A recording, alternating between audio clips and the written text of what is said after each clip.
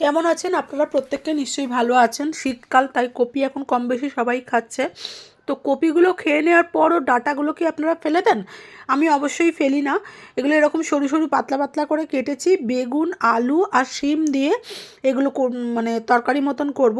এটা সর্ষে বাটা দিতে পারেন, আর নাহলে আমি তো লঙ্কা হলুদ দিয়েই করেছি। 5 ফোড়ন দিয়েছি আর শুকনো লঙ্কা একটা ফোড়ন দিয়েছি, সর্ষের তেল দিয়ে অবশ্যই।